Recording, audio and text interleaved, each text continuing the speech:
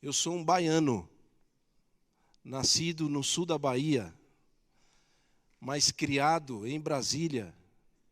E os meus pais, eles foram a Brasília em busca de novas oportunidades. Eu tinha 2 anos, quase 3 anos de idade, quando os meus pais foram a Brasília. Quando chegamos lá, nós tivemos que morar nas cidades periféricas de Brasília. Não tinha muita coisa. Aquele lugar não tinha muito a oferecer. E então nós moramos na favelinha do Areal e esticamos as nossas tendas ali na cidade do Areal. E a nossa primeira casa foi uma casinha de lona e madeira. E o chão batido. Assim, chão mesmo. A minha mãe, ela varria aquele chão, parecia que não era de terra. E logo depois, passou o tempo, meu pai ficou rico. E construímos uma casa de madeirite agora. E casa de madeirite, naquele momento ali, era coisa granfina. Eu não entendia nada do que eu estava vivendo ali. Sabe por quê? Porque eu cresci em meio às mazelas da vida e era muito feliz. Eu me lembro que com 8 anos de idade, não tinha nem luz e nem água encanada nessa cidade. Então era o caminhão-pipa passava nos túneis colocando água, e era água que era utilizada para tomar banho, para cozinhar. E a luz era na vela e na lamparina. E a minha maior diversão com 8 anos de idade era tomar banho na caixa d'água dos outros para não sujar a água da minha mãe.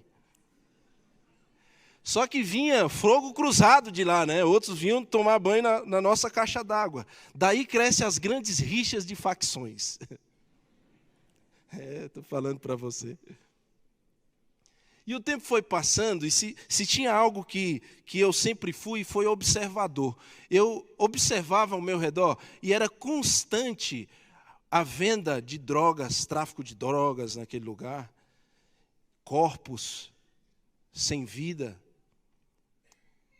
E a criminalidade não começa quando alguém se caracteriza e coloca uma arma na mão.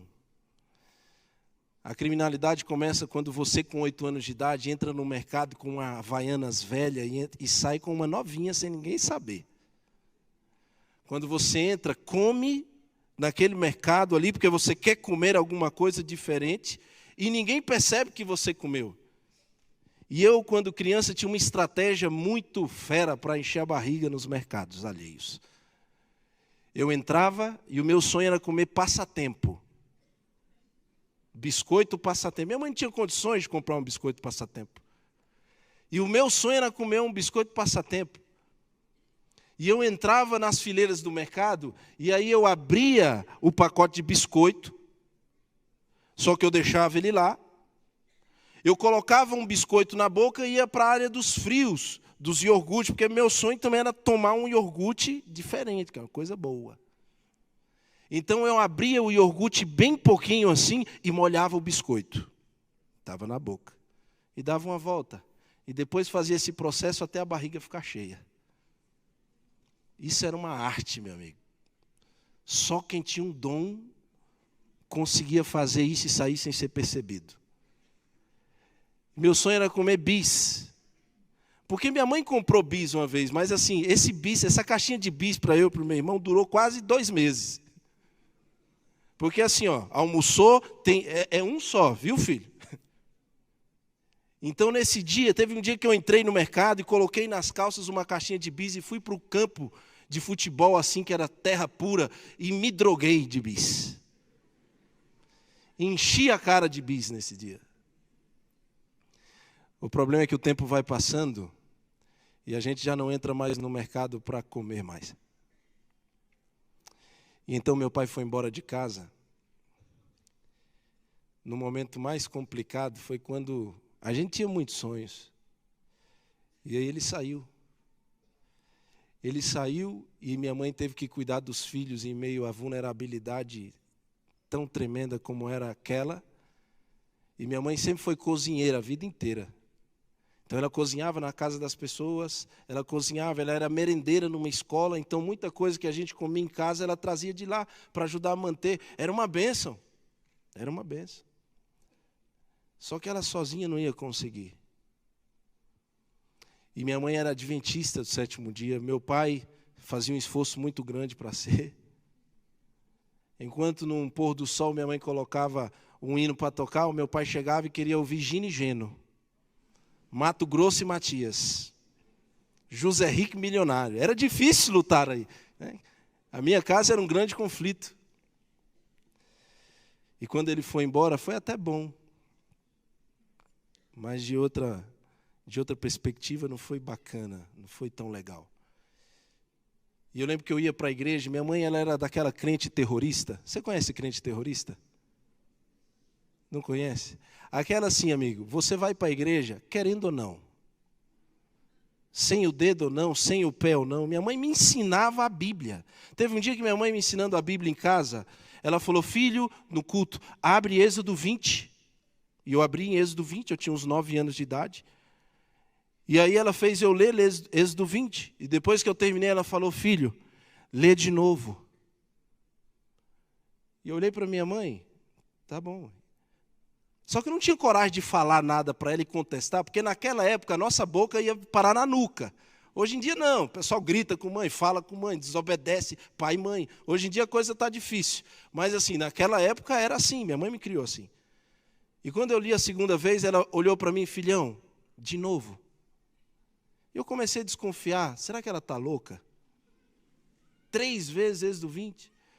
E quando eu terminei de ler a terceira vez, ela falou, filho, só mais essa vez? Eu falei, não mãe, desse jeito não dá. Ela falou, só porque falou? Você vai sair daqui só quando falar os 10 mandamentos de memória.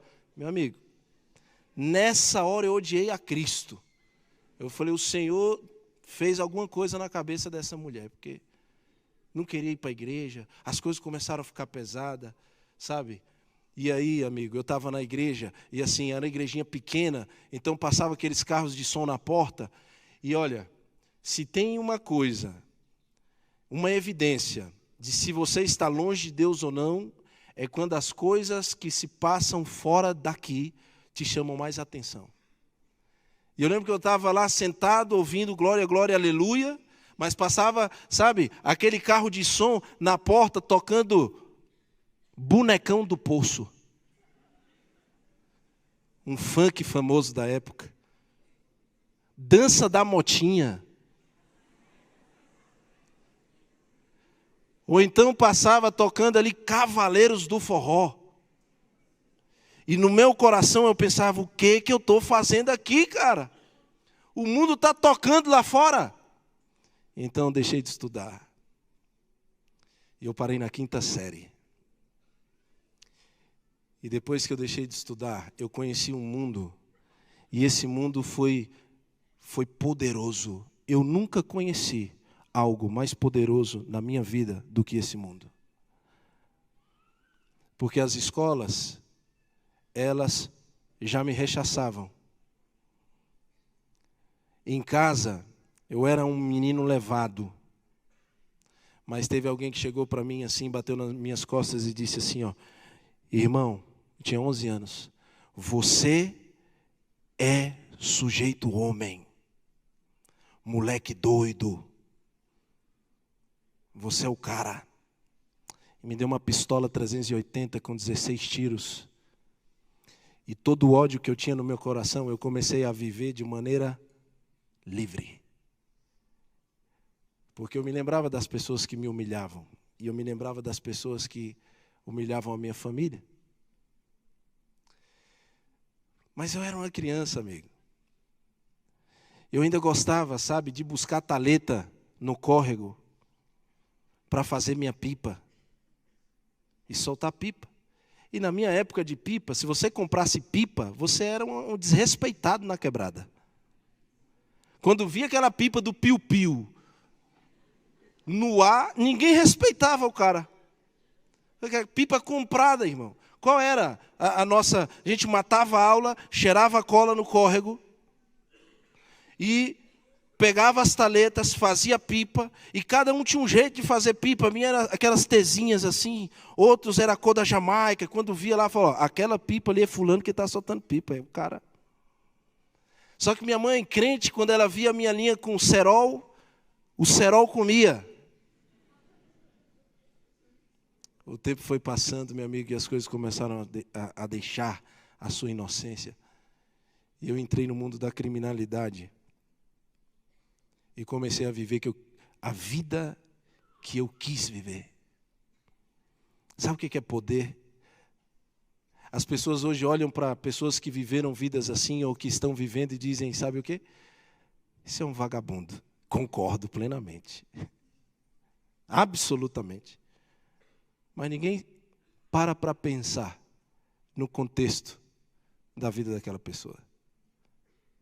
E sabe, alguém te dá poder e te dá senso de pertencimento, porque para você que não vale nada e que nada tem, agora você tem uma sigla para defender, você tem um nome para defender, você tem uma família que você faz parte, como você aqui se sente parte do corpo de Cristo na igreja, pessoas que não fazem parte da nossa comunidade, sentem-se parte daquelas comunidades diferentes. Isso foi poderoso para mim, só que o tempo passou. E as coisas começaram a ficar cada vez piores. E eu não vou falar para você o que eu fiz de errado. Eu deixo todo mundo frustrado, pastor Romero. Mas eu vou dar um dado para você. Até os meus 16 anos de idade, eu tinha mais de 26 passagens pela Delegacia de Polícia Civil. Eu tinha 4 passagens pela FEBEM em Brasília. A minha vida era viver a minha infância atrás de grades e atrás de balas, por todos os lados. E uma vez a polícia cansada de me prender, a polícia me levou para um lugar escuro chamado Pesque Pague. Era umas 10 horas da noite. E o policial me ajoelhou no meio do mato e puxou uma pistola da cintura por baixo do colete, que não era a pistola de trabalho dele. E naquele momento eu falei, aqui acabou para mim, mas também... E a única coisa que eu pensava era na minha mãe, cara. Eu pensava na minha mãe. Só que sabe aquelas velhas bicudas? Eu vou usar algumas palavras aqui, você não se escandalize, tá? Aquelas mulheres ali que ficam olhando a vida dos outros na cidade. Ela sai para varrer a porta de casa para olhar a vida alheia, para ficar comentando. Pois esse povo, ele também... Essa mulher salvou minha vida um dia. Porque a sirene ficou ligada, não o barulho, mas, sabe, as luzes. E ela abriu a janelinha dela e fazia um barulho, a janela dela fazia aquele barulho. E os policiais viram e o cara falou, sujou, irmão, vamos levar para a delegacia. E aí eu falei, cara, que velha abençoada. Amigo, as coisas não estavam fáceis, porque quando eu comecei a viver esse tipo de vida, eu cheguei a pensar que tinha nascido para aquilo ali.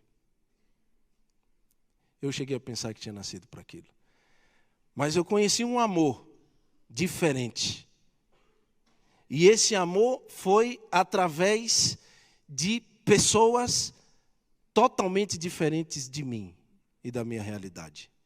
E eu tinha ficado uma temporada agora recluso, e agora fui para o semiaberto, e no semiaberto eu passei mais um ano saindo os finais de semana, e nessa época eu tinha quase 18 anos já.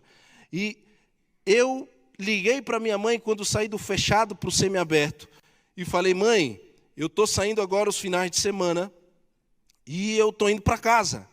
Então, deixa aquela comida bacana pronta, eu quero tomar um banho quente e voltar a utilizar normalmente o banheiro. Coisa simples, né? E aí a minha mãe falou assim para mim, que horas você chega, meu filho? Eu falei assim, mãe, eu chego 9 horas da manhã aí na cidade, do sábado. Filho, essa hora eu já estou na igreja. Então, você já sabe, tem que passar na igreja, pegar a chave e ir para casa. Eu falei, negativo. Aí não tem negócio. Não tem negócio. Deixa a chave na vizinha. Como é que eu vou deixar minha chave na vizinha? Eu falei, mãe, deixa a chave na vizinha. Eu não vou deixar a chave na vizinha, esse povo pode entrar lá em casa. Eu falei, mãe, quem é que vai entrar lá em casa? Quem é que vai roubar lá em casa? É a gente que rouba os outros. Já nesse momento era meu irmão traficante, meus primos traficantes. Quem é que ia mexer com essa família?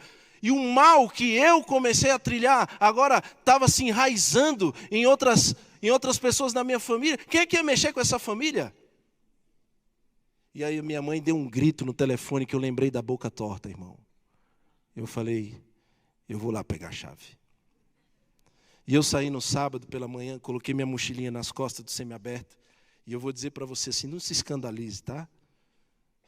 Mizuno no pé, tatuagem nas pernas, aquela bermuda folgada mostrando a cueca, aquela camisa folgada, aquela prata no pescoço, aquela prata nesses 3 dedos aqui, um boné e um bigodinho de ladrão de bicicleta. E eu comecei a andar, e andando de um jeito que você não imagina. Minha mãe chamava de demônio do espírito penso. Por quê? Porque você já viu que todo bandido, traficante, ele anda assim com a cabeça meio torta, meio ameaçando as pessoas. E eu cheguei na porta da igreja, tinha uma irmã lá, e eu falei, e aí, irmã? A irmã tomou um susto, pensou que eu ia assaltar ela, cara. Eu falei, calma, irmã. Chama fulana aí que eu quero falar com ela. Aí sai a minha mãe, me dá um abraço forte. Eu dou um abraço na minha mãe. E falei assim, mãe, cadê a chave de casa? Eu quero ir para casa. Ela pegou a chave da bolsa, entregou. Quando eu segurei a chave, ela deu uma seguradinha e falou, meu filho, já está aqui, né? Irmão, vou te traduzir. O nome disso é casinha, arapuca. Isso aí só criminoso que faz. E eu pensei que era criminoso, inteligente, bandido, malandro. Minha mãe fez uma casinha para mim, irmão. Eu via isso na cadeia. O cara falava, não, vamos ali e tal. E não voltava. E minha mãe fez isso comigo, cara. Eu me senti ofendidíssimo. A minha honra de criminoso. Eu falei, como é que eu caio numa dessa com minha mãe? E eu entrei na igreja, ela gritou comigo, eu tirei o boné, eu estava careca, com 65 quilos. Hoje eu tenho 88. Você tem ideia como é que é. E eu estava com o olho roxo porque eu tinha tomado 3 pontos dentro do olho com um problema que eu tive lá, um momento de muito afeto e carinho lá no semiaberto. E quando eu entrei, irmãos, a igreja toda estava olhando para mim. E quando essa igreja olhou para mim, o pessoal, eu senti um ódio. Sabe, uma das coisas que me levou para o mundo da criminalidade foi o ódio. O ódio, irmão. Eu tinha ódio constantemente.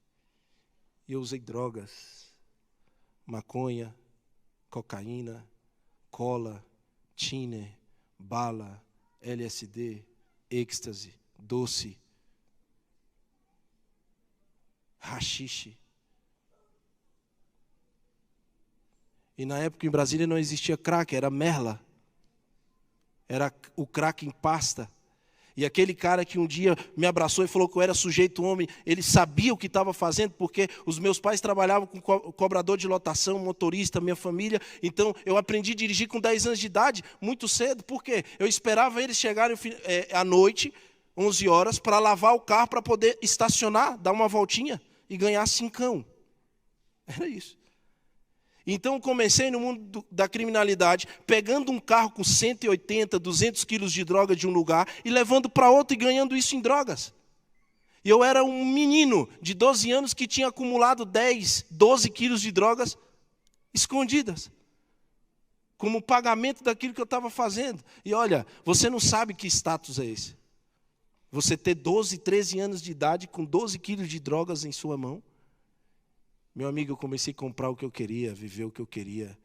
Eu ia nas festas da Mais.com, lugar que só entrava maiores de 18 anos, e festa onde favelado não entra, e eu chegava lá esbanjando dinheiro, pagando para entrar, silenciando pessoas com dinheiro corrupto, que causava dor, sofrimento às pessoas. E quando eu entrei nessa igreja, que a igreja olhou para mim, eu senti ódio no meu coração, porque o olhar do povo não era um olhar de seja bem-vindo, feliz sábado. O pessoal olhava E você sabe quando você encara um bandido, como é que ele faz, né? Tu encara o bandido, ele está olhando o quê, irmão? E eu passando no corredor da igrejinha pequenininha, os irmãos me olhando, e eu falando para o irmão, está olhando o quê, irmão? E tu, irmão, está olhando o quê, meu irmão? O que foi, cara? Perdeu a noção? E minha mãe puxando, eu falei, esse povo aqui, mãe, povo preconceituoso, hein? Povinho aqui, só Jesus, hein, na vida deles. E minha mãe me puxando, bora, eu falei, esse povo aqui merece uma taca. Esse povo aqui não é de Deus, não. E ao invés de eu entrar na igreja e ficar feliz, o meu coração se encheu de ódio. E eu sentei no terceiro banco da igreja. E quando eu olhei para o lado, eu vi um anjo. Amém? A mulher mais linda da igreja estava lá. Meu amigo, que mulher maravilhosa, cara. Bonita, perfeita. Eu falei assim, meu Deus. E olhei para minha mãe e falei assim, mãe, não era assim? Eu falei, como é bom louvar o Senhor Jesus aqui na igreja. A minha mãe, conhecendo os filhos que tem, já me puxou e falou assim, fala, o que foi? Eu falei, não, a igreja da mãe está boa. Está boa. Se eu soubesse, a mãe... E se tem uma coisa que, mãe, se a sua mãe é cristã, você precisa saber, todo mundo sabe da tua vida, cara. E dos teus problemas. Porque ela vai nas reuniões de fofoca intercessora.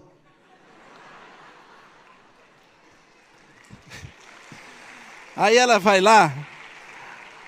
Aí ela começa a contar o que está passando na tua vida, jovem problemático. E aí ela falava, meu Deus, irmãos, orem, meu filho saiu no DFTV de novo. Os irmãos nem a matéria tinham visto, eu acho que buscava procurar para ver o que aconteceu. Meu filho fez isso, aquilo outro, está preso de novo, está aí de novo, está aqui de novo. Por isso que os irmãos estavam me olhando daquele jeito.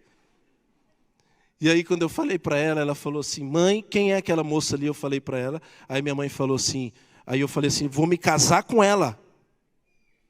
Aí minha mãe falou, meu filho, o pai dela é policial militar. Meu irmão, na hora eu me benzi, eu falei, o sangue de Jesus tem poder, irmão. Porque se tem uma coisa que o bandido ele é crente em Deus, você pode ver, ele tem problema aqui com outra quebrada, que quando vai a matança acontecer, ele fala, não, fé em Deus, hein, irmão, vamos lá, que Deus vai nos abençoar. Vamos lá para o assalto ao banco lá, vai dar tudo certo. Ele é crente em Deus. Eu vou falar para você à tarde uma coisa. E quando a minha mãe disse aquilo, eu desanimei, amigo. Eu falei, não, minha irmã, isso aí não é para mim, não. Só que a irmã levantou e foi tomar água, e deu uma sede muito grande também. E nessa sede que me deu, eu cheguei lá, a irmã está colhendo a água. E eu cheguei caminhando daquele jeito que eu já te expliquei. E ela está lá colhendo, eu cheguei junto, eu falei, vamos lá, se ela disser isso, eu vou falar aquilo. Se ela espanar, eu vou fechar a cara. Se tal, eu fui criando as possibilidades. E ela estava lá colhendo água, e eu cheguei para ela, eu falei assim, aqui está no papo, irmão. A gente aqui é pegador. Pega todo mundo, convence todo mundo, tem dinheiro, tem tudo. Aqui é nós. E aí eu cheguei nela e falei assim, e aí?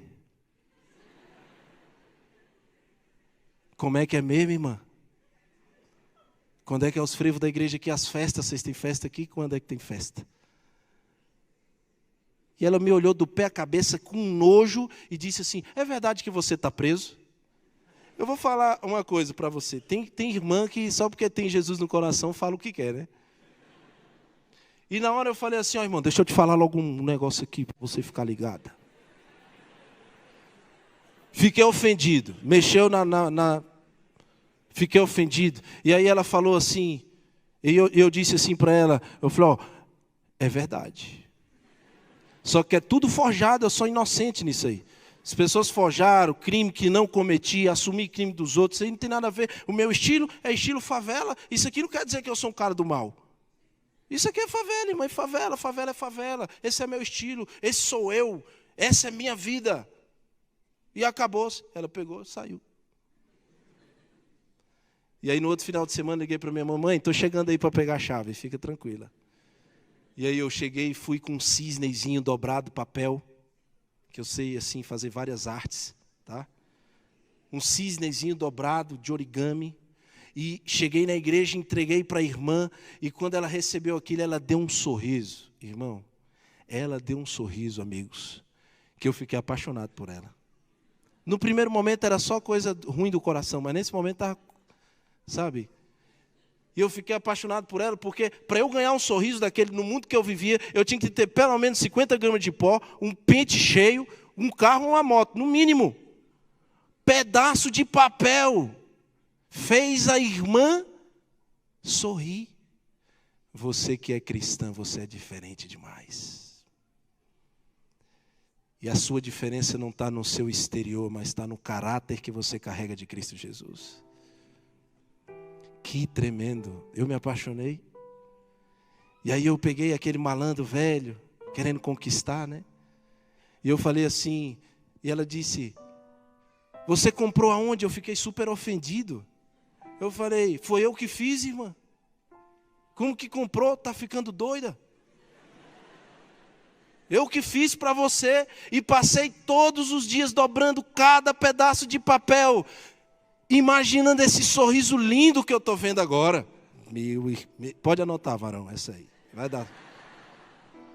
Quando eu falei isso para ela, ela se apaixonou, irmão. Só que o pai dela soube. E sabe o que ele me disse? Só coisa boa. Cara honesto, trabalhador. Minha filha tem um grande futuro. Tudo ao contrário disso aí. Eu queria encerrar esse momento contando para você. E vou pedir permissão para 3 minutos mais, pastor. Como que Jesus tem poder de transformar corações criminosos. Gente ruim. Gente que odeia. Gente que vive uma vida totalmente contrária à nossa vida hoje. E nessas idas na igreja, Deus começou a tocar meu coração. Eu já não ia mais para me encontrar com ela. Mas eu me lembro que eu chorei 6 meses na igreja, me arrependendo de todos os pecados que eu tinha cometido. Até um glória, glória, aleluia fazia eu chorar, irmãos. E logo ela engravidou, que eu não valia nada mesmo. E o pai dela botou ela para, sair. E ela foi morar lá no barracão da felicidade. Só que eu ainda estava preso. E quando eu saí de condicional ainda, fiquei mais 3 anos cumprindo, assinando todo mês. Só que agora eu fui vender din-din sorvete para manter a minha família, porque Deus tinha transformado, ou melhor, começado uma transformação no meu coração. Só que o crime estava lá, meu irmão estava lá, dinheiro, primo lá, todo mundo lá. E eu ouvi assim, cara, que vida é essa? No sol quente, se humilhando. R$1 e R$1. Você é favela, irmão. Você nasceu para isso aqui. Nós somos isso aqui. Ninguém vai tirar isso aqui de nós. Não existe. E eu ouvia de algumas pessoas assim, amigo, quem é do mar não enjoa. Mas eu tinha uma mãe de joelhos por mim. E eu comecei a vender din-din sorvete nas ruas, nos semáforos. E logo depois Deus colocou algo no meu coração de estudar em uma universidade adventista. Só que eu tinha parado na 5ª série. Tinha voltado a estudar dentro do sistema. Que base eu tenho acadêmica para estudar? Então eu me tornei um colportor evangelista, amém? E meu amigo, eu comecei a vender nas bocas de fumo da minha cidade. E eu chegava em cada boca de fumo da onde que eu tinha criado. Onde que eu fui criado. E quando eu dizia assim, eu vou para uma universidade estudar. O Léo finado amigo meu dizia assim: tu vai estudar o quê, rapaz? Tu não vale nada, cara. Tá aí na igreja aí por causa de mulher. E aí eu mudei o discurso. Sabe qual é o discurso que eu tinha agora nas bocas de fumo? Eu falava assim: irmão, como é que é? Tá todo mundo de boa? Já fumou um? Tá sossegado? Todo mundo doidão? Estou vendendo o livro aqui, sabe para quê? Olha o argumento. Vou representar a quebrada lá na UAP, na Argentina. Ah, os caras ficavam poderosos, irmão. Como é que é? Tu vai para a Argentina, irmão? Tu vai descer para a Argentina mesmo? Vai representar a quebrada mesmo? Eu falei: estou falando para você, compadre, que eu vou. Tu não vai dar mole lá não, né, irmão? Eu falei: tu já viu eu dando mole aqui no crime, compadre? Tu acha que eu vou dar mole num negócio desse aí? Meu irmão, os caras compravam de 5, 10 livros. E era à vista, viu, irmão? Primeiro mês, vendi 28 mil reais em livros. Eu chegava na associação, todo mundo: meu Deus, você comportou quanto tempo? Eu falei: não, a primeira campanha. Rapaz, você está vendendo aonde? Deus é bom, irmão. Deus é bom, irmão. Deus é maravilhoso, irmão. E era só à vista, então ninguém entendia, não chegava um cheque, não chegava um cartão, mas é só à vista. Eu falei: é porque lá onde eu estou vendendo, o pessoal amarra dinheiro com barbante. Amigo, eu gosto de contar, eu escolhi na minha vida contar a minha história assim. Porque é uma história de pessoas feridas, de pessoas mortas, de uma família que ainda sofre. Que o meu irmão, sendo mais novo que eu, pegou 42 anos de cadeia. Está preso há 4 anos. A minha família sofre, pessoas se feriram, ficaram para trás. Só que eu prefiro contar de uma forma que você entenda o poder de Deus e não quão ruim nós somos sem Deus. Amigo, eu vim falar para você aqui de um amor capaz de romper todos os preconceitos, todos os problemas e nos dar uma vida nova em Cristo Jesus. Esse é o amor que eu vim falar para você aqui.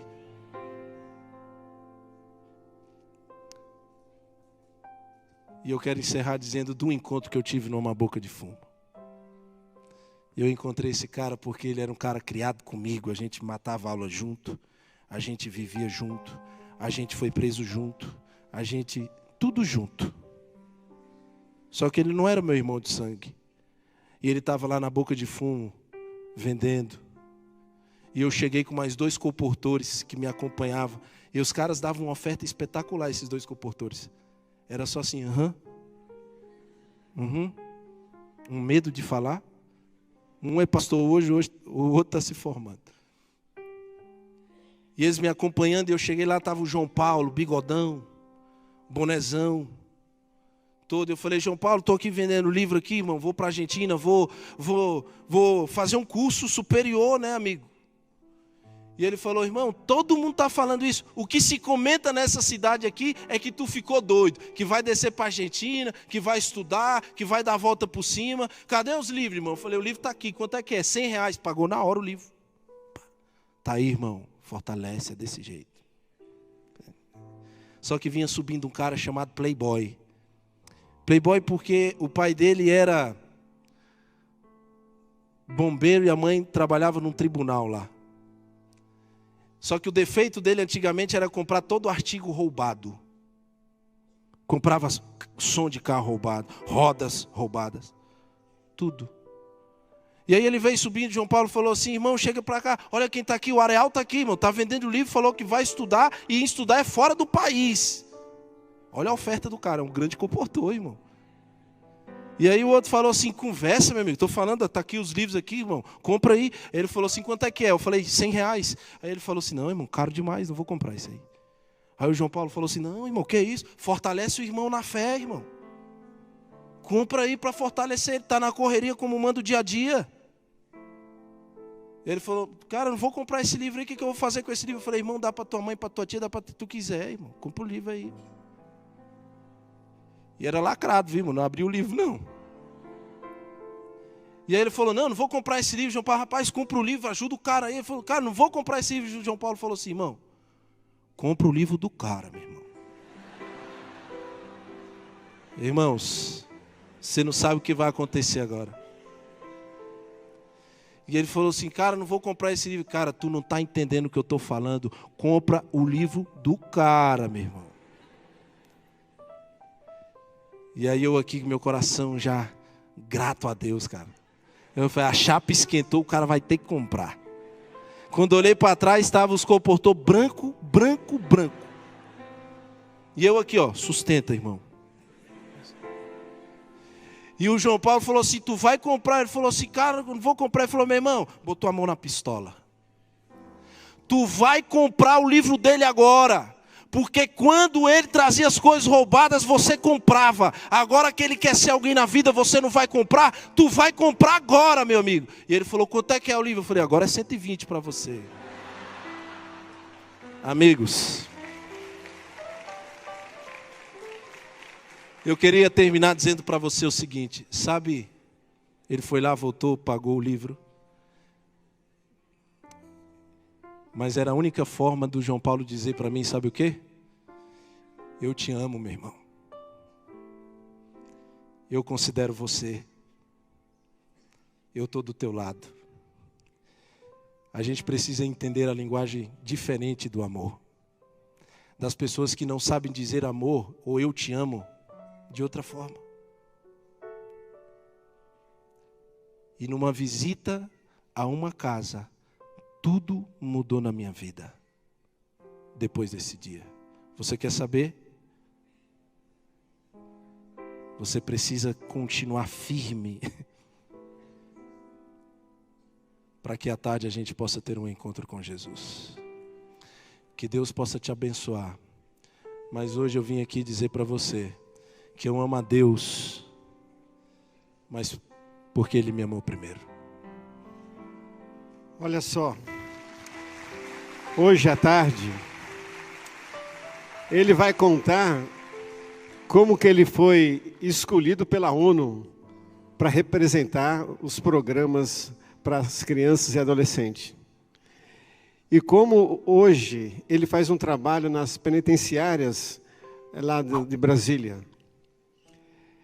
E como, quando há rebelião na penitenciária, o diretor do presídio chama ele para falar com os presos. E você precisa ouvir o que ele faz e o que ele fala para os presos.